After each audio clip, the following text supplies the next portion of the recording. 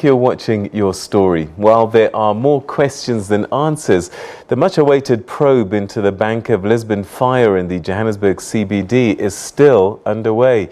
In September this year, 3 firefighters died trying to put out a fire at the Bank of Lisbon building in Johannesburg's Central Business District. It accommodated staffers from 3 government departments. The incident exposed shocking working conditions which emergency services personnel are confronted with. Labour Union DEMAWUSA wants the provincial MECs to be held accountable. It started off as just another building on fire. 3 critical government provincial offices were housed here as the building was engulfed in flames. The incident grabbed headlines when reports that one of the firefighters fell to his death. And even more shocking, the building was only 21% compliant, a critical issue with health and safety standards. A window exploded and then he slipped off. He went down and he crashed down. It was very bad. I haven't eaten because I'm standing in the window trying to see if the building falls, I can at least run to safety. The woman that sits next to me gasped and we're like, what? And she's like, look. And we just saw this man falling through the air to the ground. Like, some of us were even crying. It's, you know he's going to die. From that height, there is no way that they could survive. September 6th, the blaze reignited and quickly spread to lower floors. Reinforcements were called in to contain the blaze.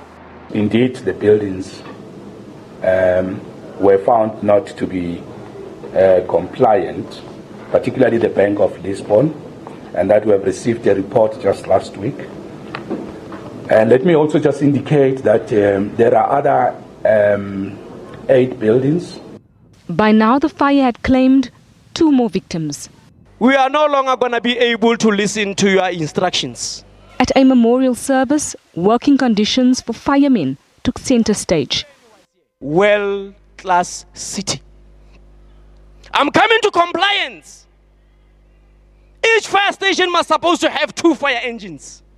First turn out, second turn out. That's the SANS Act. It's not us. SANS Act. But management, you are quoting SANS Act where it suits you. Firefighters, they must not fall anymore. This is the last. We are saying today, enough is enough, comrades. We drop a line. Where have you seen a city of millions and millions of citizens with only 7 engine fighters? 7, when we are told we need 104. We have only 7.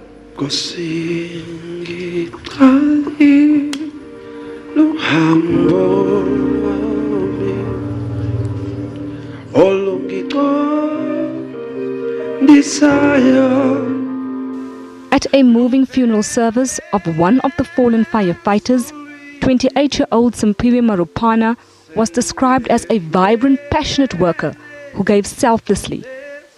Fighting fires was Simpiwe's passion, sacrificing their lives so others may live. A call the 3 honored until their death. The best thing I know how to do is to be a fireman. On my arrival, I found Simpiwe was already laying down. He never fell, and he never ran away. But there's a thing that we call it a backdraft. When all the doors and the windows are closed, there's no air coming inside the building or perhaps the room. The smoke will build up, the heat will build up, and every component and everything that is there will build up and just wait for you to open the door. I'm just giving a clarity because I could hear on the news everywhere, they said he fall or they said he was trying to run away.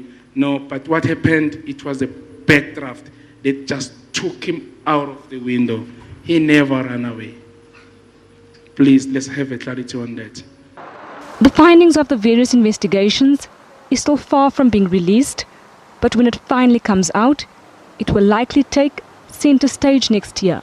Gillian Pillay, SABC News, Johannesburg.